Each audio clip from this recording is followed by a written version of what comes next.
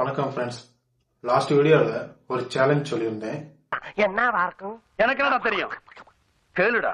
தேவையில்லாத செலவை ரெடியூஸ் பண்ணி இன்வெஸ்ட் பண்ணலாம்னு daily cigarettes or tea or காஃபிக்கு ஸ்பெண்ட் பண்ற அந்த 50 ருபீஸ் ஆர் 100 ருபீஸை இப்போ நான் ஒரு சவாலா எடுத்திருக்கேன். மத்தவங்க புகையா விடுற மணியை நான் எப்படி என்னோட வெல்த்தா மாத்த போறேன்னு பார்க்க போறோம். ஸோ நம்ம டெய்லி ஸ்பெண்ட் பண்ற அந்த 100 ருபீஸை சேவ் பண்ணி மந்த் எண்ட்ல அந்த 3000 ருபீஸை நான் எங்க இன்வெஸ்ட் பண்ண போறேன்னு பார்க்கலாம்.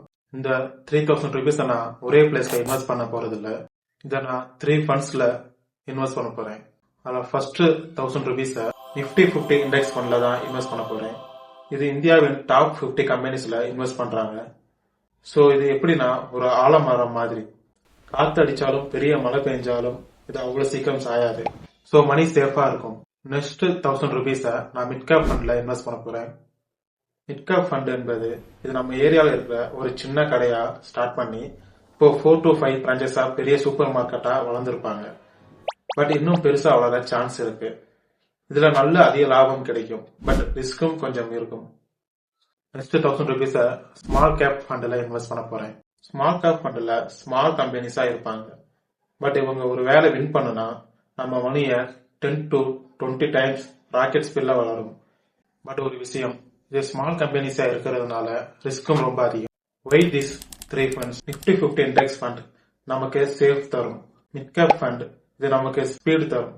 ஸ்மால் கேப் ஃபண்ட் இது நமக்கு பெரிய லாபம் தரும். But now you ask one question, why gold and சில்வர்ல இன்வெஸ்ட் பண்ணலன்னு? கோல்டு ஒரு இன்சூரன்ஸ் மாதிரி, கஷ்ட காலத்துல உதவும். ஆனா ஈக்விட்டி இன்வெஸ்ட்மெண்ட் உங்க தலைமுறையே மாத்தும்.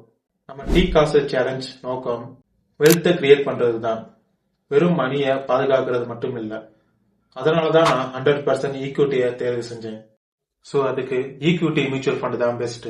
நெக்ஸ்ட் 20 இயர்ஸ்க்கு கண்டினியூவா இந்த 3 ஃபண்ட்ஸ்ல இன்வெஸ்ட் பண்ணுனா நமக்கு ஆவரேஜா 15% சிஏஜிஆர் கிடைச்சாலும் நம்ம கிட்டத்தட்ட 50 lakhs வரைக்கும் கிடைக்கும்.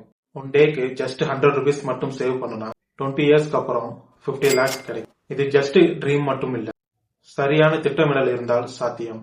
நான் என்னோட முதல் அடியை எடுத்து வச்சுட்டேன். நீங்க எப்ப ஆரம்பிக்க போறீங்க? இந்த பயணத்துல என் கூட சேர்ந்து பயணிக்க மறக்காம ஃபாலோ அண்ட் சப்ஸ்கிரைப் பண்ணுங்க. நெக்ஸ்ட் வீடியோல கோல்டு அண்ட் ஈக்விட்டிக்கும் இருக்கிற டிஃபரன்ஸை பார்க்க போறோம். ஒய் ஈக்விட்டி பெட்டர் தென் கோல்டு?